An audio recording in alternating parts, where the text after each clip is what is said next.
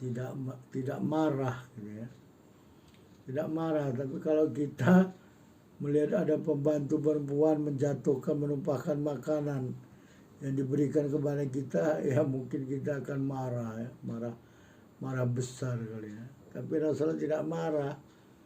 Ya, Rasulullah mengambil makanan yang tumpah di atas suproh tadi, ya, suproh kulit itu ya, dihimpun, dimakan oleh Nabi SAW ya.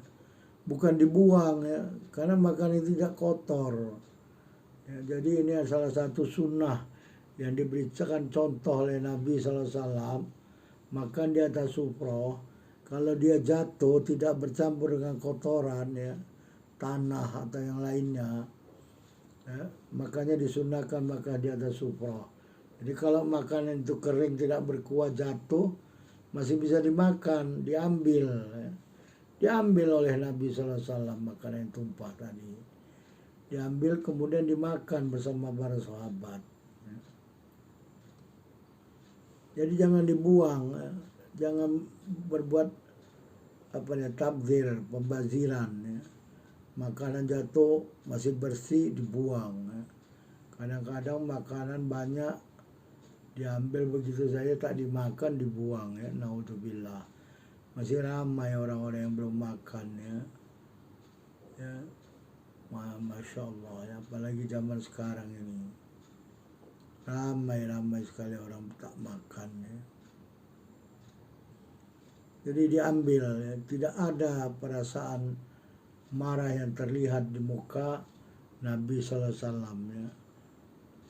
Jadi begitulah Nabi SAW ya, akhlaknya paling mulia ya. Dibuat demikian rupa oleh seorang pembantu perempuan yang diperintahkan oleh Siti Aisyah, Nabi tidak marah ya. Bahkan makanan Siti Hafsah itu diganti dengan makanan yang diberikan oleh Siti Aisyah kepada Nabi sebagai ganti makanan yang tumpah tadi.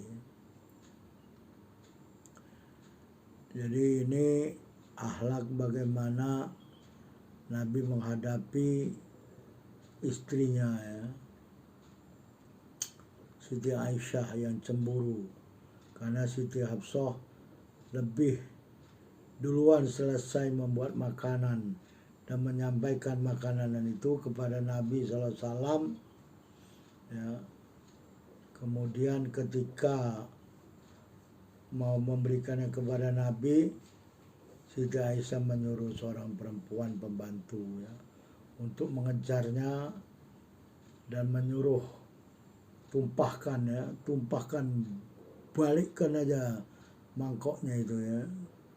Karena begitu Hafsah ingin memberi kepada Nabi ya, dekat dibalikkanlah ya, mangkok tersebut. Akhirnya mangkok pecah, makanan bertaburan ya, jatuh tumpah di atas suproh kulit ya.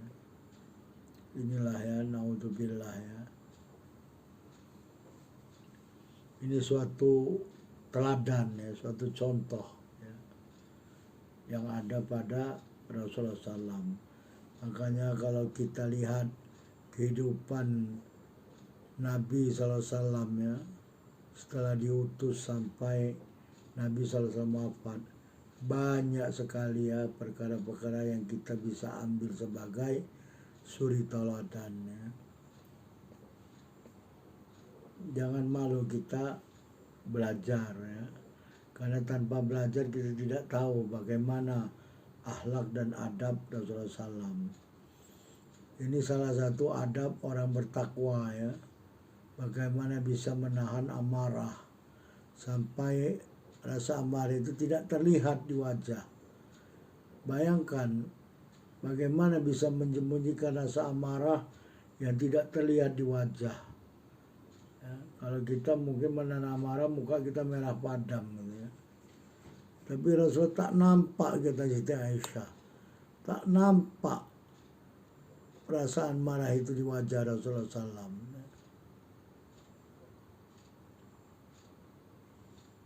Ini bisa dilihat dalam Sunan Ibnu Majah